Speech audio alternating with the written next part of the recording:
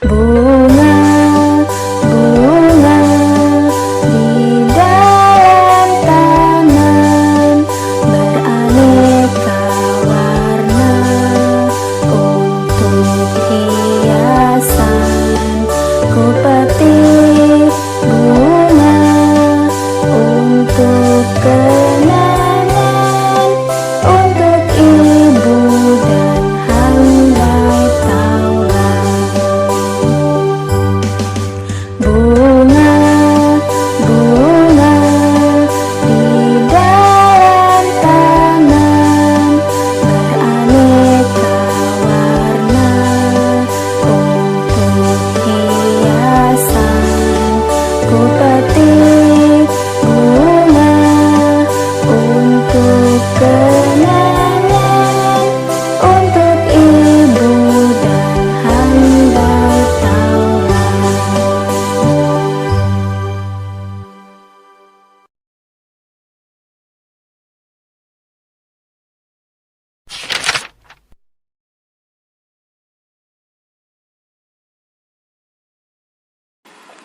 Bunga, bunga di dalam taman beraneka warna untuk hiasan.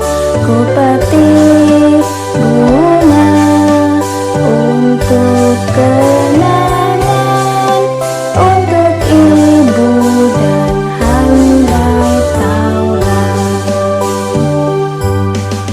Bunga, bunga di dalam taman beraneka warna untuk hiasan. Ku petik bunga untuk kenangan, untuk ibu dan handai taula.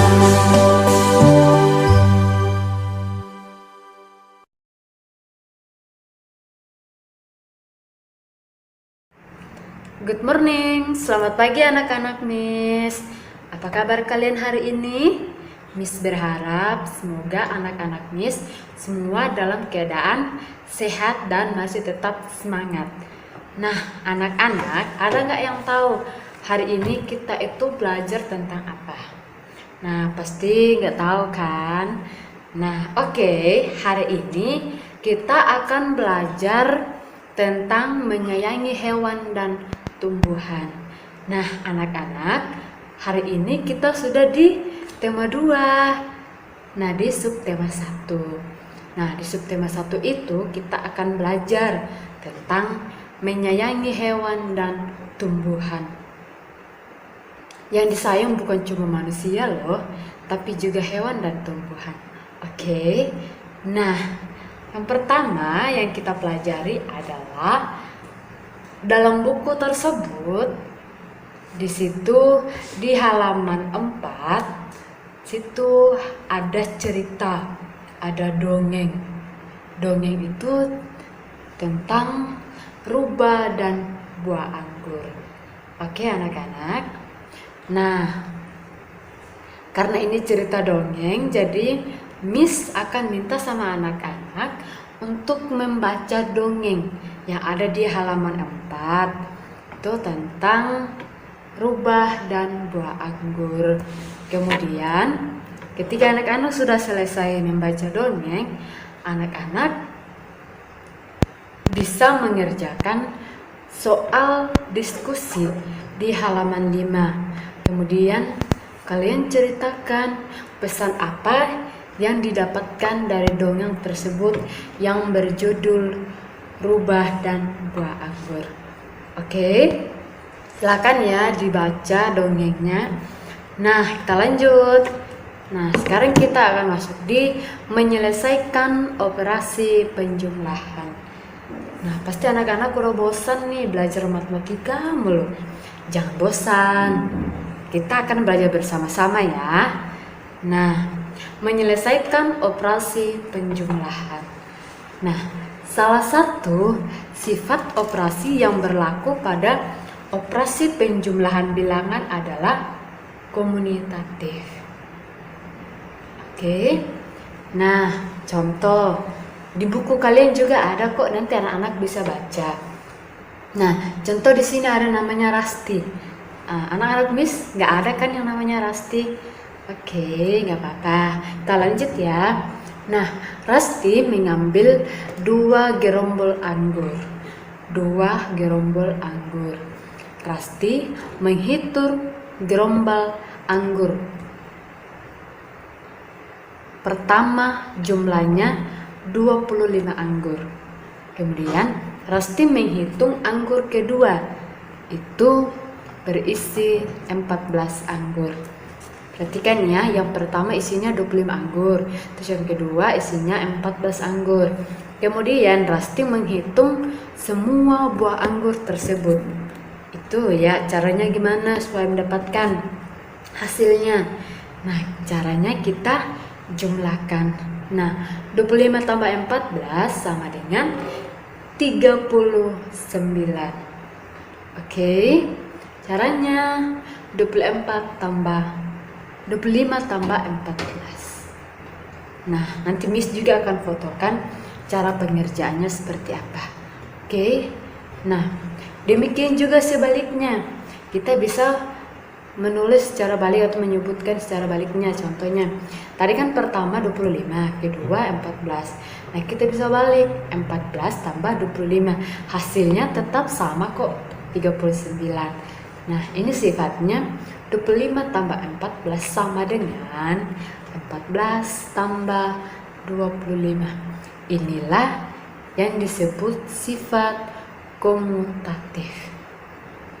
Nah, secara umum sifat komutatif adalah pada penjumlahan dapat dituliskan sebagai berikut. Misalnya A dan B adalah 2 bilangan cacat.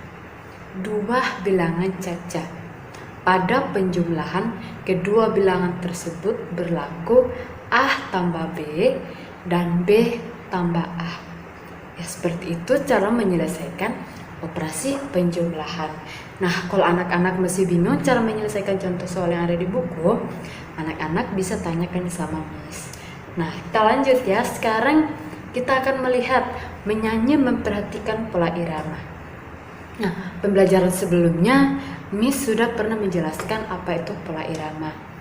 Nah, di sini judul lagunya itu Bunga Hiasan. Nah, lagu Bunga Hiasan itu dinyanyikan dengan tempo andante. Artinya, lagu dinyanyikan dengan tempo sedang. Nah, tempo sedang itu memiliki kecepatan seperti orang yang berjalan atau 69 sampai 76 ketukan atau menit. Tuh ya. Nah, pola sekali lagi Miss ingatin, pola irama adalah panjang pendeknya bunyi yang dapat dihitung dengan ketukan. Ketukan diibaratkan seperti detak jarum jam. Pada jarum jam yang menunjukkan detik, ketukannya cepat. Itu ya anak-anak.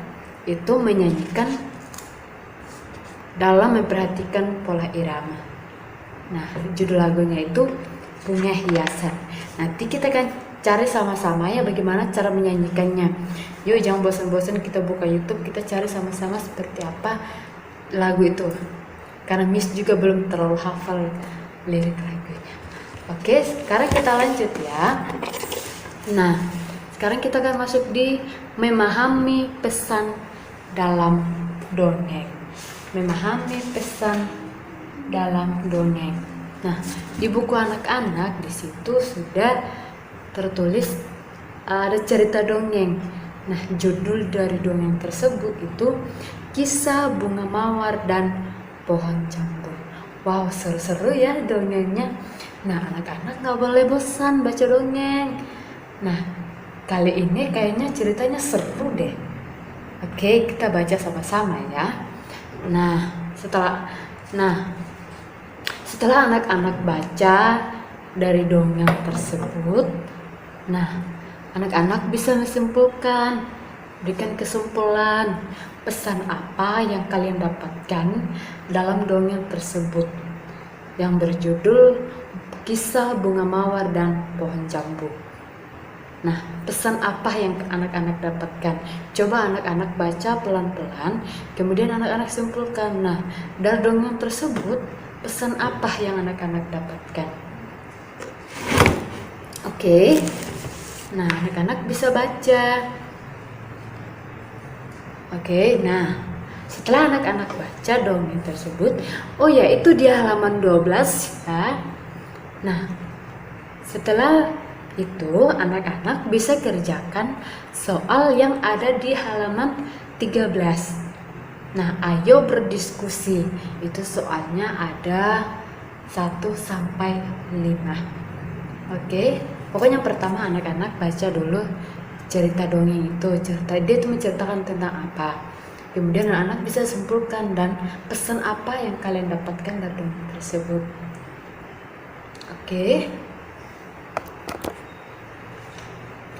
Oke anak-anak, nih sekarang kita lanjut ya.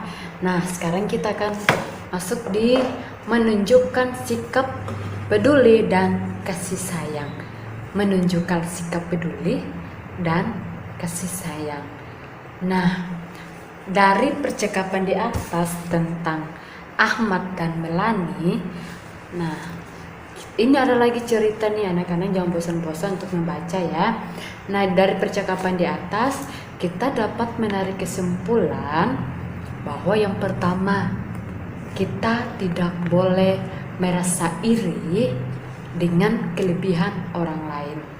Daripada menghabiskan tenaga kita dengan iri kepada orang lain, lebih baik kita bersyukur atas kelebihan diri kita sendiri. Nah, anak-anak Miss, kalau ada kelebihan dari teman-teman kalian, kalian tuh gak boleh iri. Kok dia banyak kelebihannya, kok aku gini-gini aja? Gak boleh kayak gitu ya. Nah, apapun kelebihan dari temanmu, dari teman kalian, kalian tidak boleh iri. Lebih baik kalian menghabiskan waktu atau tenaga kalian atas kelebihan diri kalian sendiri. Nah, setiap orang itu mempunyai kekurangan dan kelebihannya. Oke, jadi contoh, Miss bisa kasih contoh. Miss punya kekurangannya itu, Miss itu nggak bisa main gitar, nggak bisa main keyboard. Tapi teman-teman Miss bisa, mereka semuanya bisa mereka. Tapi Miss nggak pernah merasa iri ataupun merasa dengki dengan teman-teman Miss. Tapi Miss ya syukuri dengan diri Miss sekarang. Mungkin Miss bisa mengerjakan yang lain-lain. Seperti itu ya. Nah, Miss ajarkan anak-anak Miss, kalian tidak boleh merasa iri dengan kelebihan dari teman-teman kalian. Apapun kelebihan dia, kalian juga harus bersyukur dengan kelebihan kalian sendiri. Oke, anak-anak Miss, kalian pokoknya tetap semangat. Kita harus bersyukur dengan keadaan kita. Oke. Nah, lanjut ya. Sikap iri membuat kita tidak mensyukuri karunia Tuhan. Kalau kita iri sama orang lain, iri sama teman, itu artinya kita tuh nggak bersyukur dengan apa yang Tuhan taruh dalam diri kita. Tidak boleh ya. Nah, oke anak-anak, menyayangi Tuhan merupakan bentuk rasa syukur kepada Tuhan yang Maha Esa. Yang disayang itu bukan cuma manusia loh, tetapi juga hewan dan tumbuhan. Nah, sikap peduli dan kasih sayang merupakan pengalaman nilai-nilai Pancasila. Nah, sikap ini merupakan pengalaman sila kedua Pancasila. Ada nggak yang tahu apa bunyi sila Pancasila yang kedua? Nah, sila kedua mengandung nilai kemanusiaan yang ditujukan dengan sikap kepedulian dan tolong menolong. Oke, kita untuk mengingat kembali ya Pancasila. Yang pertama itu ketuhanan yang Maha Esa. Yang kedua, kemanusiaan yang adil dan beradab. Yang ketiga, persatuan Indonesia. Yang keempat, kerakyatan yang dipimpin oleh hikmat kebijaksanaan dalam permusyawaratan perwakilan. 5, keadilan sosial bagi seluruh rakyat Indonesia. Nah, kita itu ada di sila kedua.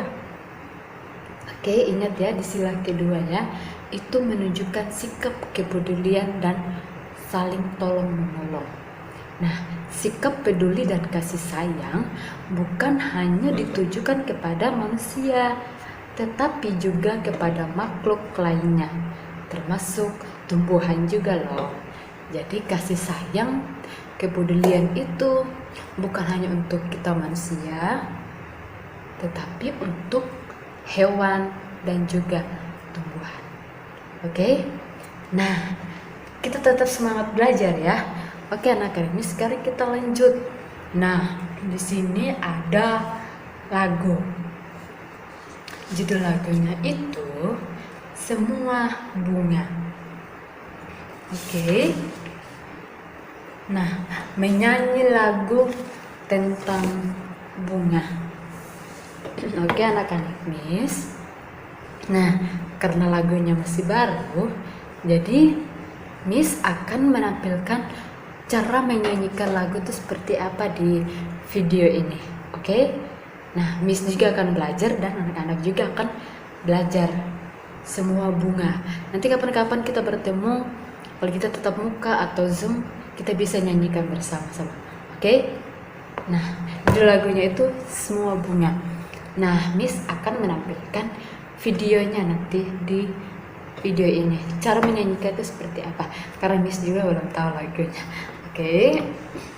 Nah, oke kita lanjut ya. Membaca dongeng asal usul tumbuhan. Nah, membaca dongeng asal usul tumbuhan itu seperti apa ya? Nah, kita belajar bersama-sama. Nah, anak-anak Miss, Tuhan Yang Maha Esa telah menciptakan tumbuhan yang beraneka ragam di bumi. Oke, Tuhan menciptakan tumbuhan yang beraneka ragam di bumi. Beraneka ragam tanaman bunga membuat indah lingkungan. Nah, pasti di rumah anak-anak semua tanam bunga kan, untuk mempercantik atau memperindah halaman rumah. Oke, nah di halaman rumah Miss juga banyak-banyak bunga loh. Nanti kalau ada bunga yang belum ada di Miss bisa minta sama anak-anak. Oke, nah kita lanjut ya. Salah satunya adalah bunga mawar, seperti yang ada di buku. Nah, di buku kalian juga ada ya, itu bunga mawar.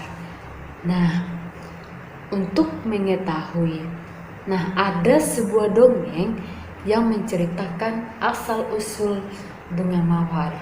Nah, untuk mengetahuinya, silakan anak-anak menyimak dongeng legenda yang berjudul Asal-usul bunga mawar. Nah, anak-anak Miss, kalian gak boleh bosan membaca dongeng, karena dari cerita-cerita seperti ini kita akan tahu seperti apa. Nah, termasuk nih cerita dongeng legenda yang berjudul Asal-usul bunga mawar. Mungkin kita nggak tahu bunga mawar itu dari mana ya. Jadi ketika adanya cerita ini, ada dongeng, ya sekilas ada penambahan pengetahuan bagi kita semua. Nah, oke anak-anak Miss. Nah, setelah kalian membaca, kita akan baca sama-sama. Nah, pesan yang terkandung dari dongeng ini adalah tentang asal-usul bunga mawar. Pesan yang didapatkan di sini adalah bahwa kita tidak boleh berbuat sesuka hati semua yang tidak kita sukai. Ingat ya, pesan yang terkandung dalam dongeng di atas adalah bahwa kita tidak boleh berbuat sesuatu sesuka hati. Kita tidak boleh berbuat sesuatu sesuka hati. Semua yang tidak kita sukai. Bukan berarti kita harus singkirkan karena perbuatan itu adalah perbuatan yang tidak baik. Nah, kita pantas melakukan perbuatan seperti itu. Nah, itu kira-kira pesan dari dongeng tersebut. Nah, kalau anak-anak mau cari tahu lebih dalam, silakan anak-anak baca dari dongeng ini. Oke? Nah, sekarang kita lanjut ya.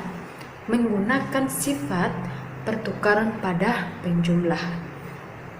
Menggunakan sifat pertukaran pada penjumlahan. Nah, sekarang kita masih di penjumlahan. Oke. Nah, di sini ada dialog antara Rasti dan Tante Dian. Nah, sifat pertukaran biasa disebut juga sifat komutatif. Tadi sebelumnya Miss sudah sempat jelaskan ya.